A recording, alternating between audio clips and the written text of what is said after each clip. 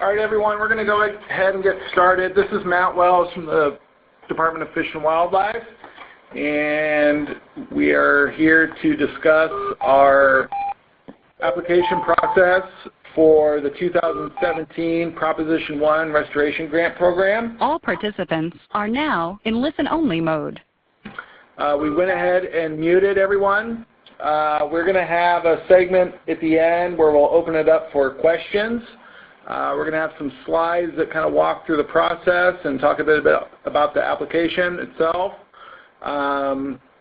So if you have questions towards the end, you can use the raise your hand feature in AT&T Connect, and you can submit comments via the chat feature as well.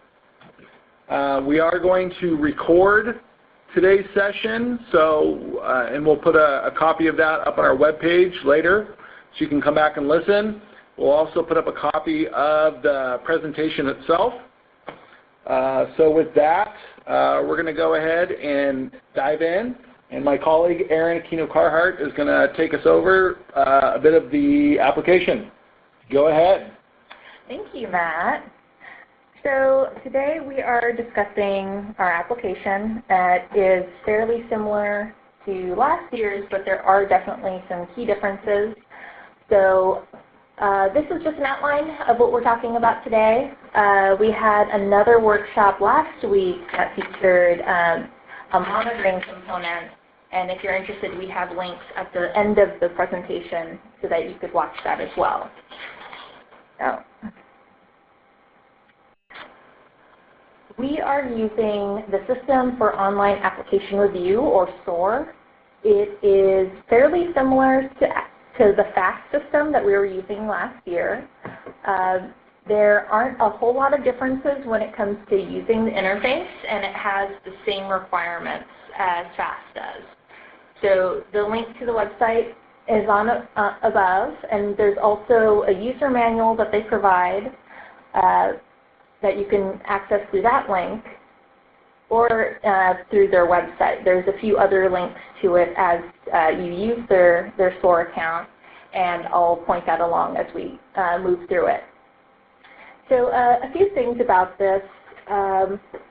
Although you can use other browsers and Macs, we highly recommend that you use Internet Explorer and a personal computer. There have been some issues in the past, not consistently, but enough of an issue with those systems that we would just recommend Internet Explorer and a PC, just so that the information you provide is saved and that you don't waste any of your time and effort. We just want to make sure that everything you put into this gets saved, and that we get the proposal that you're submitting. So that's really just to help you out. So if you need to create a SOAR account, it's the same as FAST again. Once you go to the website, this is the home screen that you'll see, and there's the Create an Account button here. And if you need any other help to walking through this, the User Manual button to the right here will walk you through that. So it's a two-step process for creating your account. You first search for your organization, and then you register yourself as a user. So organization search is fairly straightforward. You can just type in any number of words for the organization name and see what populates. And if you can't find them, then we suggest that you create a new organization, but we'll get to that. So once you search for the organization name, you click on the one that best suits you. And if you can't find that, as I said, you can create a new organization. And it has a lot of just basic details that you fill in. And these are the ones that we're most concerned with. You don't have to put in a DUNS number. That is not. That's for projects that are specifically federally funded. That's when a DUNS number is typically used. So yeah, you don't have to worry about that. Yeah, that's not on our end. And when you finish filling that out, then you just hit next to create the account. And then for the user registration, again, just very basic information. You can also, to highlight this, just subscribe to email alerts that just remind you that you have an active application. Right, and it'll notify you about other RFPs through SOAR. Now this is separate from our own email list from Department of Fish and Wildlife. This is just SOAR specific.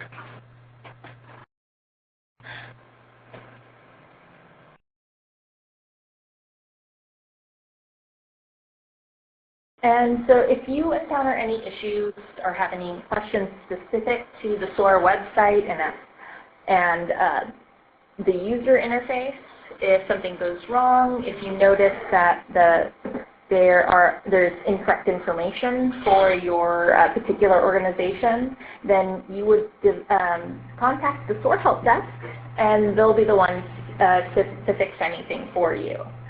And this is their contact information. They're available Monday through Friday from 9 to 4.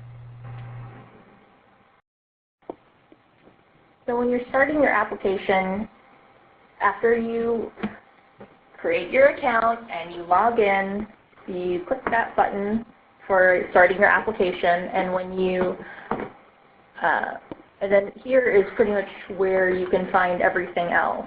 Like after you start your application, you click here for your active applications. You can look at your past submitted applications or update your profile, update your organization profile. And the SOAR website also provides their own frequently asked questions and another link to their user manual here. So if you need help and you're trying to figure out how to navigate the site, how to apply, then you can go there if it's beyond the hours for the help desk. And I would suggest going there first before contacting help desk, because most questions can be answered through that.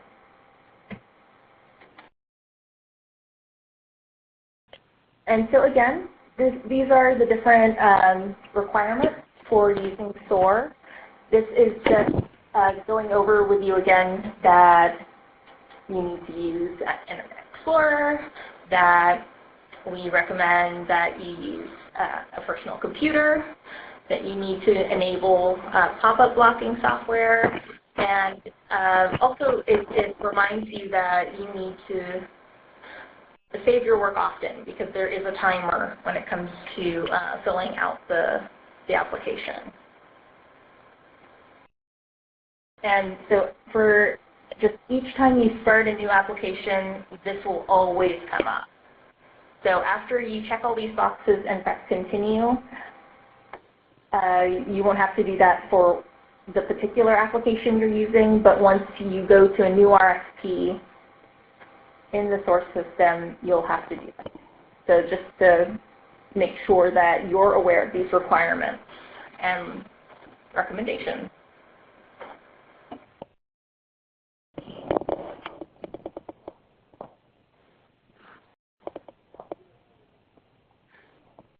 So this slide highlights the important need to identify whether you're applying for your own organization or you're submitting for someone else on behalf of an applicant.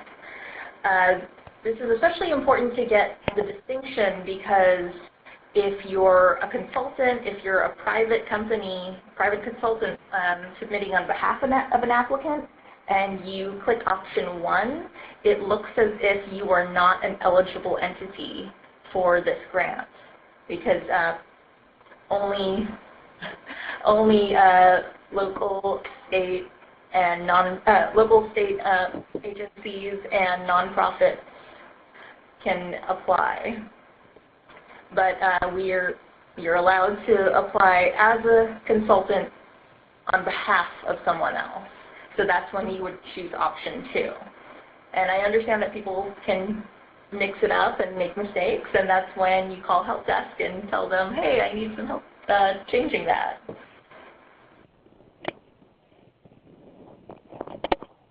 So when it comes to our application for this Prop 1 solicitation, ours is named CDFW 2017 Prop 1 Watershed Restoration, Delta Water Quality and Ecosystem Restoration.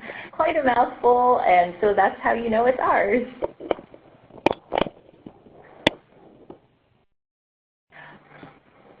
Could you please make sure that all of our participants have their phones muted? We're getting a bit of background noise from somebody right now. Thanks, guys. All right, so these are just like some helpful tips for completing your application. The first attachment that we have for you is the applicant checklist, and that is a nice list that goes through everything that you would need for your application. It's kind of like your roadmap. So when you're looking at that and considering what kind of project you have, it tells you the attachments that will be required for you.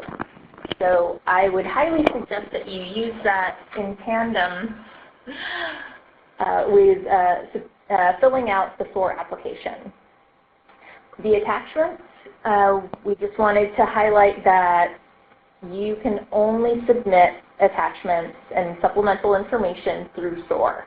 We will not accept them any other way, not through email, not through faxing, not through the mail, and we will not accept links to documents on other websites because we have had issues with that, and really this is the most stable way we can accept your entire proposal.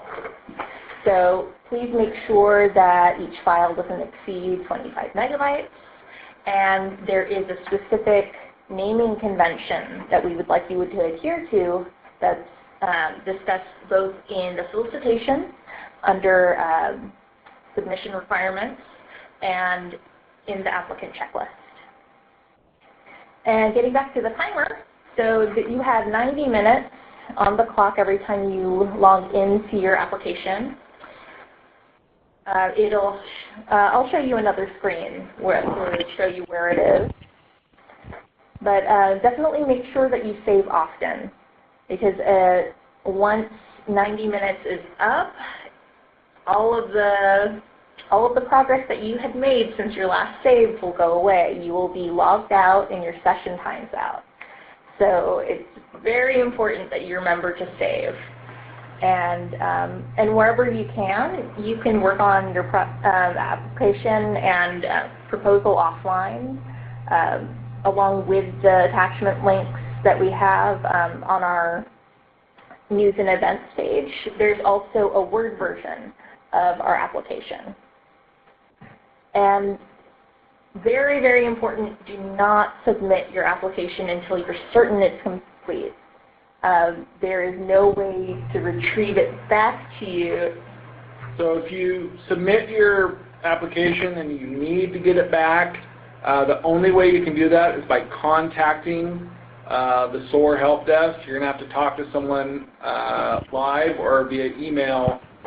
They have to manually release the application back to you in draft status. So you don't have a tool to allow you to do that yourself. So you have to allow enough time for someone to actually do that for you. So keep that in mind. Yes, thank you, Matt. You're welcome.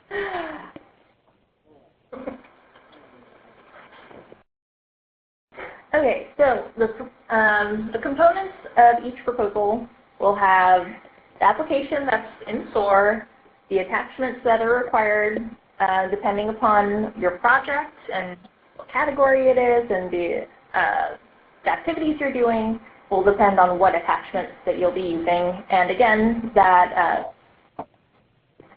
checklist will help you determine what you need. So, and as I mentioned before, everything that you need, links to SOAR, all the forms, templates, and a Word version of the application are all online through this link on our website. So just to orient you, once you start your application, you have an automatically assigned proposal identification number, or your PIN, and it'll also show you in red your project's title and the status of your application. So the PIN will be required for all of your application's attachments so that we can identify it. Let me say that again. The PIN is necessary for your file naming convention so that we can identify them later. And for the status, you'll see it as in progress, submitted, and really you can check that also in the tab here, status. So these application tabs are the entire application. You can't really pick and choose what you fill out. You need to go through each tab and make sure that all the necessary information is completed. A lot of the required information will be marked with an asterisk in red, and with the exception of the status tab, which will just say where in the process your application is. And you'll also need to make sure that the funding tab is filled out before you can even start filling out the questionnaire, which is where the bulk of the questions are when it comes to what you're doing in your project, and the majority of what's in the actual application or Appendix A. So when you're looking at the application questionnaire, that's where your session timer is. It'll tell you exactly where you're at, counting down from 90 minutes. So just make sure, again, you save frequently and save just whenever you think about it. And then to help you guys out, because I know it can get fairly onerous and long to scroll all the way down to a section, we do have this table of contents at the top that has navigation links. So if you're picking up from saving and just continuing on with your application, you can just jump to a section by clicking on any of those links. For the attachments tab, excuse me.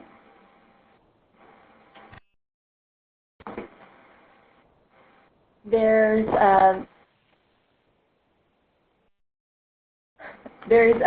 some instructions here from this link if any of you need a bit more help or a reminder when you actually get down to doing this. But it's fairly simple, where you just go to this drop-down menu and you pick a title, and it will match what's in your applicant checklist.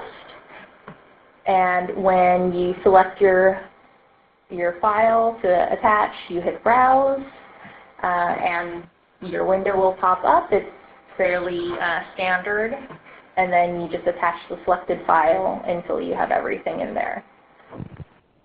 So again, please do this with your applicant checklist. It will be your best friend. So going through what's new for this solicitation, again, we have the new SOAR system. We have new requirements for acquisition projects, where we have summarized a lot of information specific to acquisitions onto a form, which is attachment 8. And we're also asking for a willing landowner letter or some sort of draft agreement when you're entering this process. So this is at application. Implementation projects, we are requiring to have a 65% or greater engineering design at application. And for our cost share table, we need to make sure that we can see a clear link from your cost share funds to the tasks that are described in the scope of work. We need to, it's just so that we have consistency and that your project proposal, it tells us just one whole story. So when you're writing your proposals, we're looking for complete proposals. And to do so, we really encourage you to read the solicitation and the instructions carefully and thoroughly. Although there are certain things like a lot of our priorities and what we're asking for can be similar, but there are definitely sections that are new and different. And we've also tried to craft our language to improve it so that it would be a lot more, okay, sorry, excuse me. So we've refined our language to make things a bit easier on you based upon your comments and what we've seen from last year. Something extremely important is that you address our solicitation. If you don't make a clear link between your project and our solicitation priorities, it's not going to be applicable for funding. We need to make sure that you're responsive to what we're prompting for, and that we need to see direct connections between existing plans, and that we shouldn't have to search around for information in your proposal, that it's clear and that, that we don't have to guess. And just standard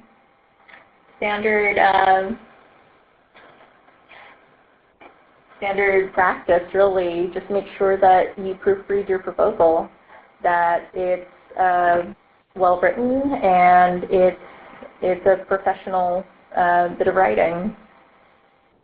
And at the end of the process, you can request a post-award debriefing, and that's with RMLO.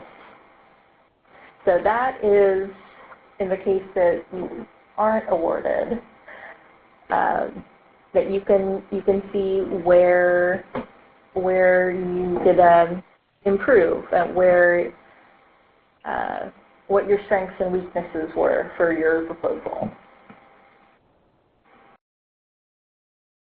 So I want to stress that when we train our reviewers, we tell them that they can only evaluate the proposals on the content alone.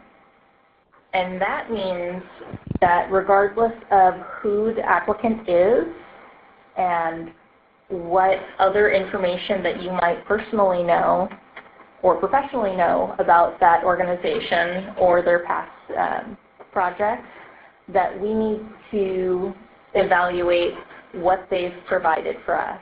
We are looking at your proposal. We're not going to do any research outside of that.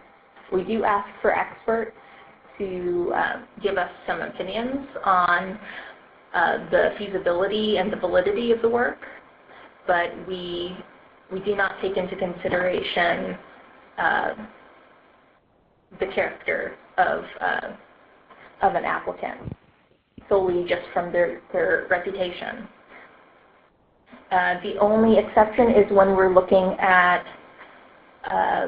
the project team. When we're looking at the qualifications of your team, that's when we take that into consideration. Whether or not you have shown us that you guys know what you're doing and you have the expertise to carry this project through. And I mentioned this earlier, but we need you to tell a story with your proposal. We shouldn't have to ask these questions, the who, what, where, and why, how. That needs to be apparent from what you describe. And everything from the application on SOAR to your attachments needs to tell one story. And so it needs to be internally consistent and please be clear. If this is a larger overall project and this is just one phase of it, it is good to know about that larger project for background. But when you describe your scope of work and what you're actually asking for in terms of funding from our grant, we really need to understand what specific tasks and activities you're doing. Like, what is this going to go to? So cohesion is definitely key. So just an example when you want to be consistent through your proposal. Say we have an implementation project, and in the project narrative, it describes permits that need to be obtained to start work, and work as in construction. So you need to make sure that the tasks, that these permits are also included in your tasks, that we understand who's obtaining them, whether or not they're on your schedule and deliverables, that you have a reasonable time frame for them when it comes to when you want to start construction, that you have budgeted for these permits, that it's properly justified, and that in the budget justification, you can reference the tasks that specifically carries out getting your permits. And we have seen cases where the permits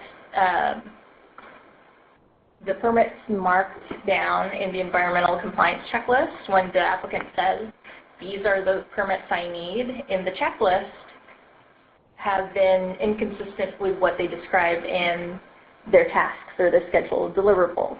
So when we see that, like, we want to make sure that we understand what you're actually doing and that we're on the same page and things are consistent. Because then if we get confused, you're going to get dinged.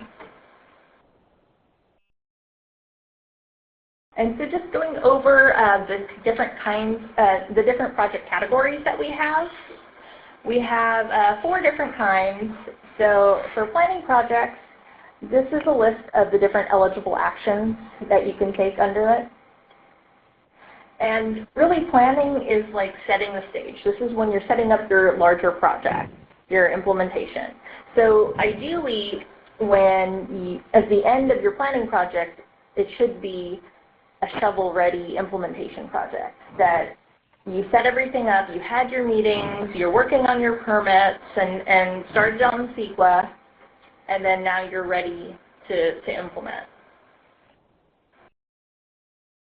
Acquisition. So the eligible activities, we're looking at acquisitions of land and water rights. We also support conservation easements. And these are intended for future restoration actions.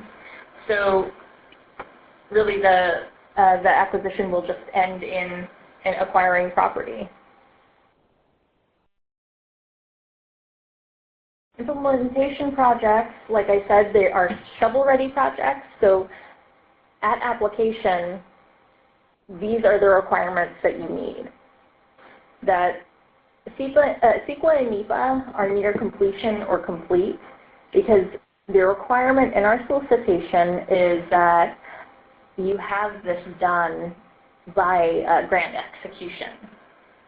So we can still award you if you are reasonably near completion. And by the time we execute the agreement, this needs to be completed with a notice of determination or notice of exemption, just proof that this commitment has been fulfilled.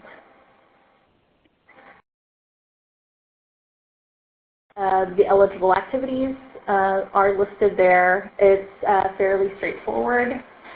Implementation projects, ideally we would just like you to finish the project and do great things. That you did restoration actions and you provide us with the data and we see the fruits of your labor. So for scientific studies projects, this is the only project category that is specific to Delta projects. And by that we mean projects that are physically located in the Delta or that benefit the Delta.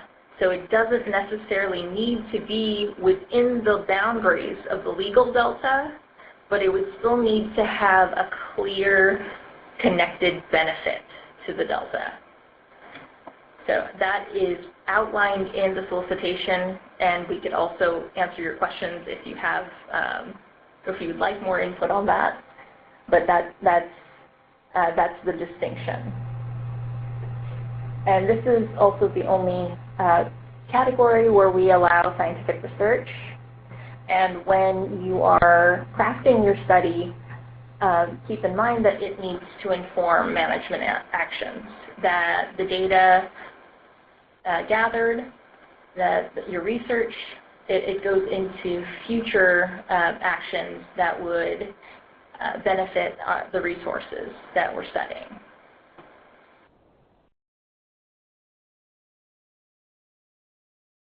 Okay, thank you, Erin. We're going to talk a little bit about the requirement that's sort of unique to Prop 1 that applicants consult with the California Conservation Corps as well as the local Conservation Corps to assess whether or not they are able to participate in your project. You're not required to use the Cs, but you are required to coordinate with them prior to submitting an application. There's a form in our application that you can use and submit to assure us that you've done that. Note that a few project types are exempt from having them participate in the work, but you still must consult and submit that form. If you submitted an application last year, you cannot use that form or that correspondence. You have to consult with them for this year's application. We advise that you do this early on in the process to give yourself time. The Cs have committed to turning around these consultations in a short amount of time, and they've done really well with that. But please give yourself enough time. Note that if the Corps are able to be a part of your project and you are able to have them involved, you have to circle back with them and get information to include in the budget that you submit. So if the proposal indicates that the Cs are involved, that needs to be articulated in the budget. So please work with them to get that information. Note up on our slide and within our PSN we have contact information for both the California Conservation Corps and the local Corps. So please use this process, and if you have any questions, let us know. I think that's kind of it for this slide. Note again, deadline for this year's proposals is July 14th at 4 p.m. At 4:01, SOAR will turn off. It will not allow you to submit applications. So we're not able to facilitate any exceptions to that. So any last-minute phone calls, we're sort of at a loss in terms of what we can do. So give yourself enough time. Just sort of a brief recap of our schedule. We put out the solicitation on May 26th. Proposals are due the 14th of July. We're going to be evaluating proposals throughout October and anticipate announcing awards in the November timeframe. And we expect to have grant agreements executed starting in the spring, May timeframe of 2018.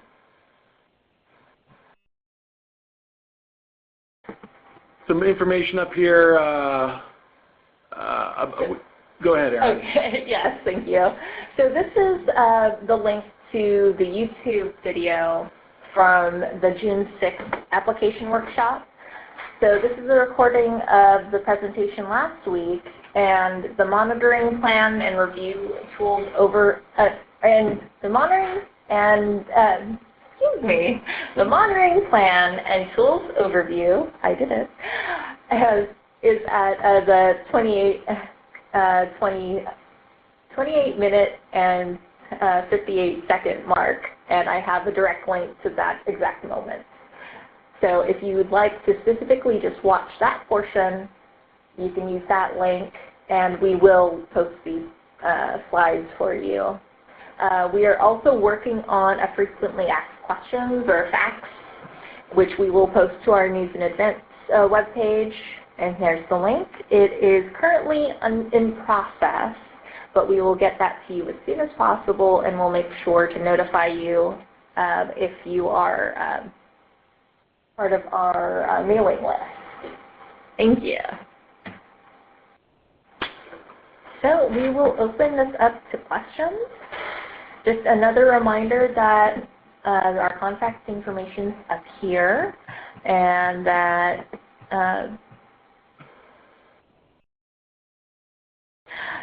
I'm sorry, I'm reading some of the questions already. So I'm going to unmute you guys, and we're going to,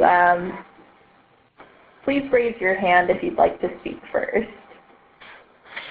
All participants are now in interactive talk mode. Okay, Doug Johnson. Hi, thanks. Can you hear me? Yeah, go ahead. Great. So I saw on the planning grant description that site selection was one of the activities that could be considered, and working with invasive plants, often we're looking at hundreds of sites across a region. We know there's a problem, but we don't know specifically where all the sites are. Is that the kind of activity that can be included in a planning project that is aiming to get the regionally strategic work at all those sites shovel ready? I believe so, yes. Okay. Great, thank you. You're welcome.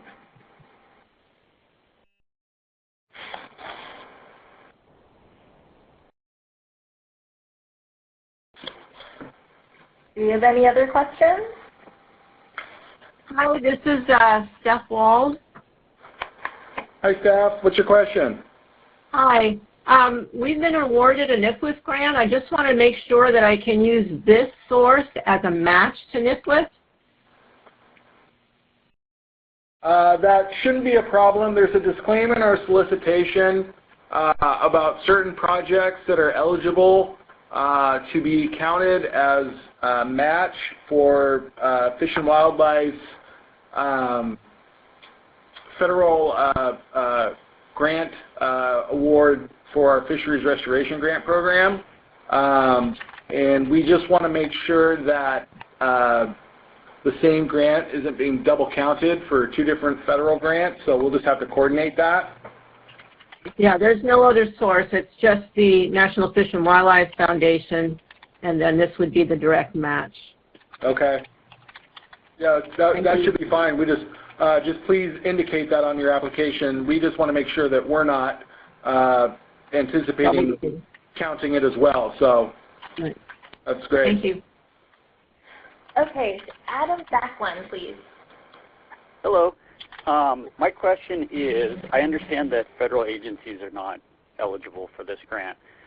Are they eligible if they were receiving money through a third party, say through the Department of Fish and Wildlife? Yeah, if they were a subcontractor to an eligible grantee, yeah, they could be involved that way.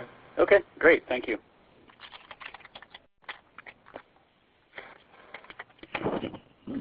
Matt Oco? Hi, I have a question more on the perpetual conservation easements when acquiring property or when doing improvements or implementation projects. Would that restrict our ability to construct any multi-use trails or paved parking lots on the site in the future? I'm sorry, could you say that again? Is this, wait, so specifically to acquisition, the conservation easements? Yes. I can't. I think that's kind of a case-by-case basis, Yeah. and it have to be kind of seen in the larger context. is sort of a standalone activity. It may not be a direct fit, but it could theoretically be eligible, but I think it sort of depends. Yeah, I don't think we could really give you a general statement on that. Okay, and was there a size limitation for the acquisitions? No. No. Okay, so there's no minimum, there's no maximum? Correct. Only Okay. by how much we have to give out. Okay. Should we discuss this? I don't know, I think we have to. Yeah, thank you. Oh, you're welcome. Catherine Jones?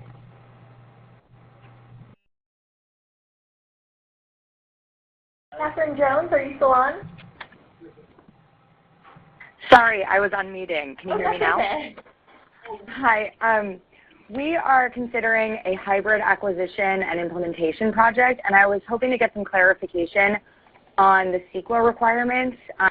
In the PSN, it says that for a hybrid project like that, unless the project lead agency has already completed a CEQA analysis that addresses acquisition and implementation activities, the proposals for acquisition projects must be standalone.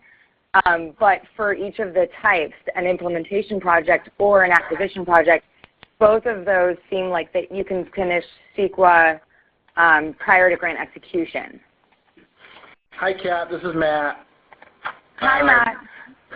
I hadn't responded to your email because we were talking about this in-house, and I just wanted to confirm because the language in the PSN wasn't clear.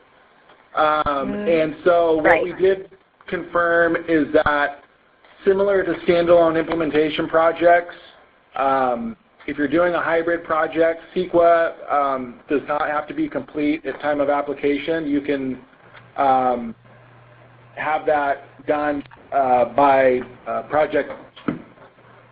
contract execution phase.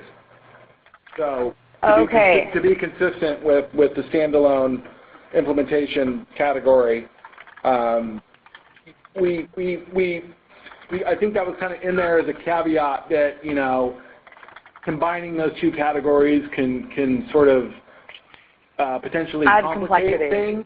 Yeah. But we're not expecting you to have CEQA done by July 14th. We should just know what we're getting into. Right. Okay, thank you. I had one other question. It's a quick one. For the Conservation Corps, I feel like I ask this every year, but can I get clarification on, it says that all applicants for ecosystem restoration and protection projects shall consult with the Conservation Corps, but typically for Prop 1 water bond programs, acquisitions, standalone acquisitions, we simply submit the Corps form and note that the project is exempt from the consultation requirement. Is that true for CDFW? How is our form? It requires a consultation, and the Corps will tell them that they're exempt. Yeah. So typically we don't even go to the Corps for, I believe, WCB and Coastal Conservancy, their Prop 1 programs, because acquisitions don't have any components that the Corps would be able to do. So they turned us away the first year, and then subsequently we haven't consulted through either of those programs, simply because it's not something that either the local or state Corps would ever be a partner for. But the language of the PSN isn't totally clear. Right. We're just double checking what our form actually says.